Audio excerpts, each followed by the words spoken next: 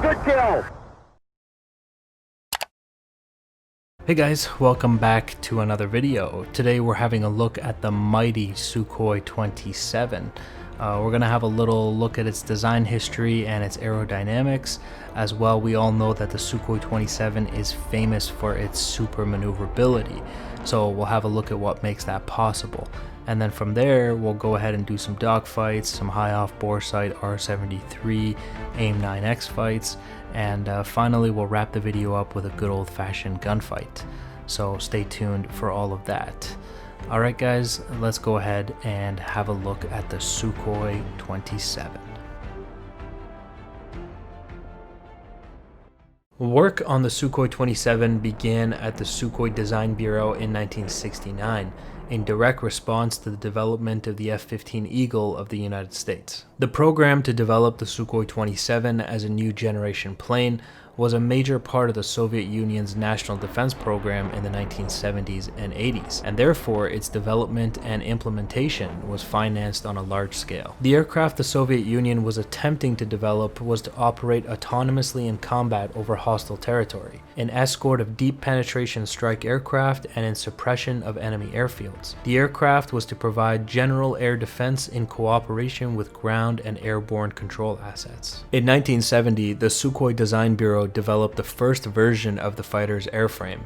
This prototype would be called the T-10-1 and would go on to see major improvements in the T-10-15 and T-10-17. It would be from this program that the Sukhoi-27 would be born. During its evolution, Sukhoi was incorporating key features of the integrated aerodynamic configuration. The aircraft was to have a lifting body featuring a smooth coupling of the wing and fuselage, 2 turbojet engines located in isolated belly-mounted engine nacelles, and 2 vertical stabilizers. Such an integrated design allowed a significant improvement of the fighter's aerodynamics and provided for more space to accommodate fuel and various equipment.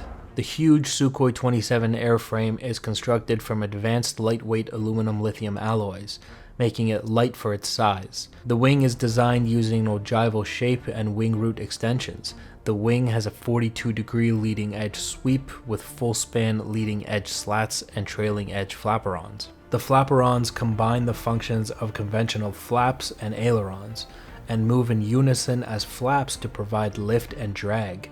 They move out of unison to function as ailerons.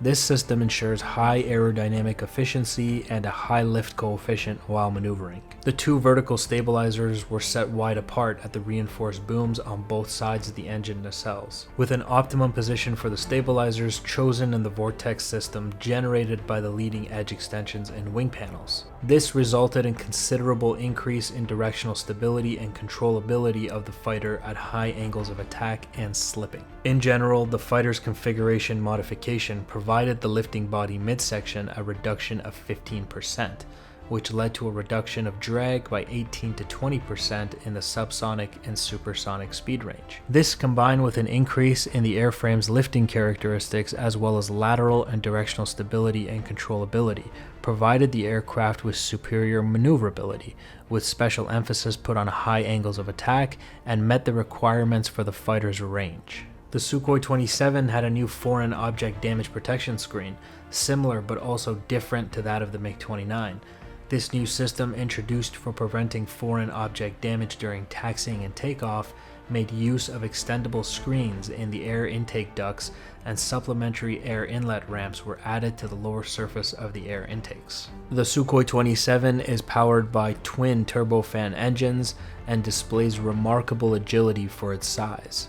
It is capable of flying at more than twice the speed of sound, has a service ceiling higher than 18,000 meters or 60,000 feet, and has a flight range of more than 3,000 kilometers or 1,800 miles. The landing gear featured a classical tricycle design, with the nose strut having been moved far forward and the gear well placed under the cockpit. The main gear struts were made forward retractable into center wing gear wells, with the wheels being turned in the process, and the wheel's forward doors serving as air brakes. The Sukhoi-27 also comes equipped with an electro-optical system and infrared search and track system, suspected to have a range of up to 50 kilometers. The electro-optical system can be attached to the pilot's helmet-mounted target designator to allow the pilot to target by moving his head. This helmet-mounted system is similar to the system designed into the MiG-29 and allows for high off-bore sight shots with the dreaded R-73, also known by its NATO designation,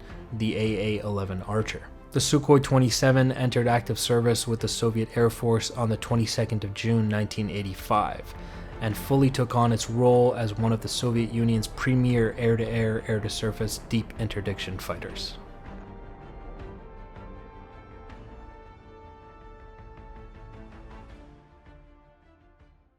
Alright guys, so this first fight, I'm going to try to position it so that he is up against the blue sky. We are firing high off bore sights.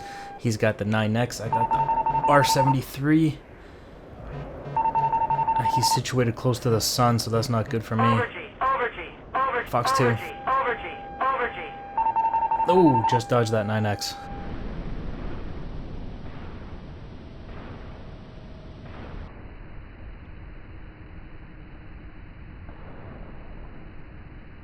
And like any other fight that we've done that we fight the 9X, I'm pre-flaring the entire time.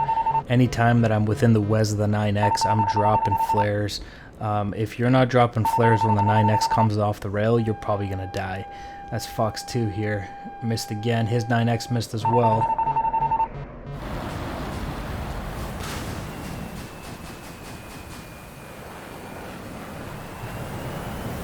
And so at this point I'm generating some pretty good angles here. And I'm continuing to flare. And if we can just crank this around, I don't really have a lot of airspeed left. That's the major problem here. Come on, come on, come on, come on. Come on. He's got his 9X off. It didn't track. Minimum speed. Locked and Fox 2. Splash 1. Good kill. Got lucky his 9X didn't track.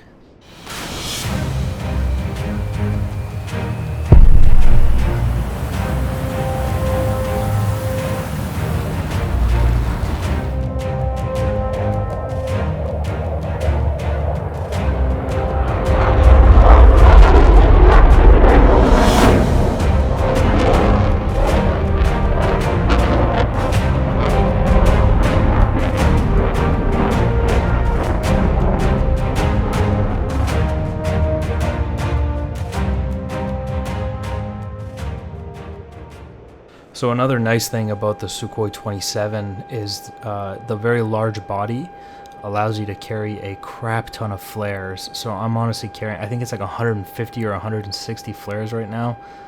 So I have a lot of flares to dump. And so here we go. I'm going to try to do the same thing I did last time, position him in the blue sky, make it easier for my missile to see him. He turned away from the sun, so that's good for me. Fox 2. His 9X didn't track, my 73 didn't track.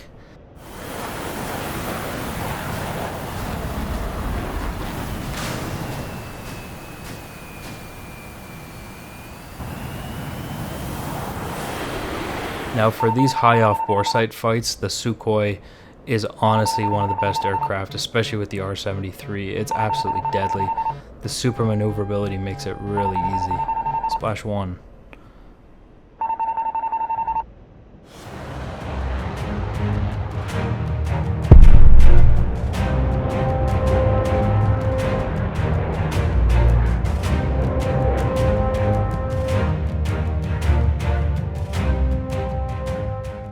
So you guys can see with the high off bore sight missiles, the R-73, the AIM-9X, when you merge, the fight's over in 10 to 15 seconds. Somebody's going to be dead. It's going to be you or it's going to be him.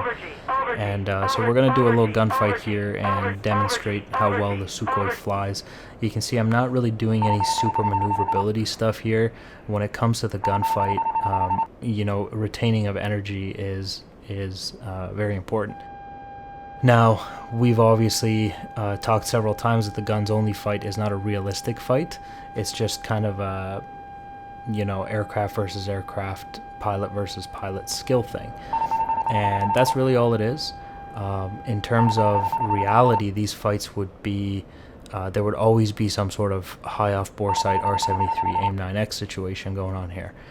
So you can see here I'm a little bit slow on speed. I haven't completely mastered the Su-27's energy management. I don't fly it an awful lot. If I do, I have the R73, so I'm not usually dogfighting in it like I am here today. And so you can see the Hornet, you know, we're pretty neutral through this entire thing on the way down. Nothing crazy, but we are getting closer and closer, and it looks like this is going to transition into some sort of downward spiral. And I'm going to have to use rudders. I'm going to constantly try to point my nose at him and see if I can freak him out a little bit. And if he continues to dump his nose like that, if he dumps his nose, he's going to generate angles for me. So it's kind of what I'm hoping for, and we'll see how that plays out as we transition to the deck here. And I'm just using rudder here, constantly pointing my nose at him. I'm not really in a threatful situation to him, like he probably knows that, but it is always intimidating to see the other guy point his nose at you. And so here we go with the ground transition. Looks like he may transition a little late here. He's continuing his turn. He might actually hit the ground. He might hit the ground. Oh, just made it.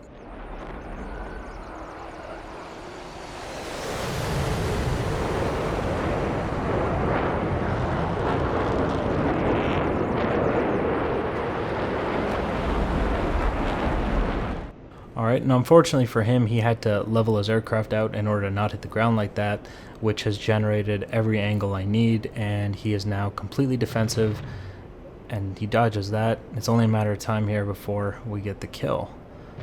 A couple of hits right there. And he's definitely hurting. That's 230mm. And he is very, very busted.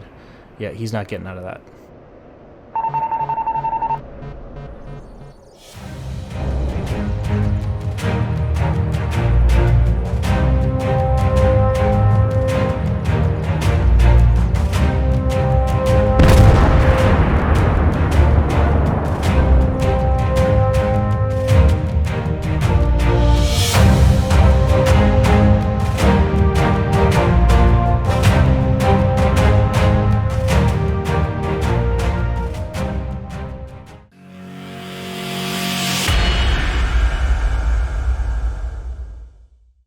Alright guys, so a really quick tac view here. I don't want to make this video too long.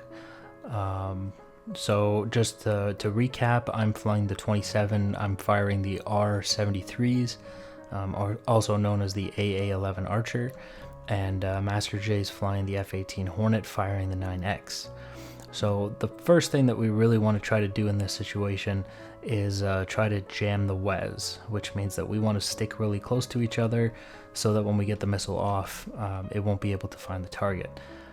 That's generally what you want to try to do. Now what I'm doing here is I am pulling the Cobra button. It's the thing to turn off the flight control systems. And so that's allowing me, it's not limiting my AOA anymore. And so that's what I hit here. Now as I move into the area where I feel like a 9X can come off the rail and hit me, which is right here. Like say he was flying here and he was pointing this way, I'm not going to start flaring because a 9X doesn't come off and, you know, do this. That would be pretty crazy. Maybe one day, but not right now. And so what I'm doing is I'm waiting until he gets right to about here, and I'm like, all right, if he fires a 9X here, it's possible that that thing will come and hit me. So this is where I want to start dropping the flares. And so I'm pre-flaring. This is the 9X is one of the only missiles in DCS where you absolutely have to pre-flare to get that thing off of you. So you can see my flares are coming out, and Master J's got his 9X off, and I have my R-73 off. And so you can see his 9X is actually a little faster. It's already halfway to me. Mine has barely moved away from me. So 9X is very much a superior missile, almost in every way, to the R-73, but the R-73 should still not be underestimated. You can see his 9X does not track. Well, I mean, it tracked, it definitely came at me, but it missed, and I attribute that to the pre-flare. The other thing is that his missile is looking down, so it's got the heat of the ground, and it's got to pick me out of that heat. And my missile is looking at Master J at a clean blue sky, right? So it's all black, and then one heat source, which is him, including his flares. So my missile has an easier job, however, it still fails and goes for the flares. And so we both go for the second merge here. Me doing the flight control thing really bled me of a lot of my energy, so I'm going to start dumping my nose here. Once again, the flares, when I think, you know, I'm within range of him. This one misses again. This honestly looked like the Wes might have been jammed on this one. Like, we're pretty close here. 2,100 feet. I don't know. I think that's a little too close for the R-73. It looks like it just couldn't get onto the target. It also may have gone for those flares. This was a difficult shot in any scenario. His 9X doesn't... actually, it does track, sort of. But again, Wes is jammed. By the time it comes off the rail, we're less than 800 feet. Like, here it is, pretty much off the rail. He should start turning here, and we're already at 1,300 feet. So we're pretty close. And so that's really why both of those missiles fail. And you can see here, this is really where I start to generate the nice angles. But I can't capitalize on them because my speed's too low. Right, so Master J obviously dumps his nose, and he's trying to get back around. And so there's my flares again, because I'm in range of that 9X shot. Like, if one comes off, you can't underestimate those 9Xs, man. They'll come off the rail and they'll do crazy turns, and they'll hit you right in the face. And I got lots of flares, so I'm just going to start dumping those.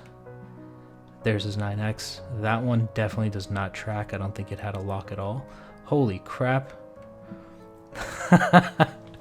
Okay. In the video, I thought that did not track. I saw it shoot off straight, and I was like, nope, we're good. And I had no idea it did that. So that is hilarious. Look at that. So that you know, goes back to what I was saying about the 9X being a crazy missile that you can't underestimate. Holy crap. Pulled almost 40 Gs. Okay, and it doesn't look like it went for the flares at all. I think it just couldn't hit me because it couldn't pull any more Gs, or else it probably would have. So very, very dangerous missile, the 9X. My R-73 doesn't have to pull as many Gs to hit Master J. I kind of pulled the Gs for it before I fired the missile, and finds the mark. Alright, so that's going to be our attack view for today, guys. I hope you enjoyed the video. Big thank you to Master J for helping me out in this video. I hope you guys enjoyed. Thanks for watching, and I'll see you in the next one. Bye, guys.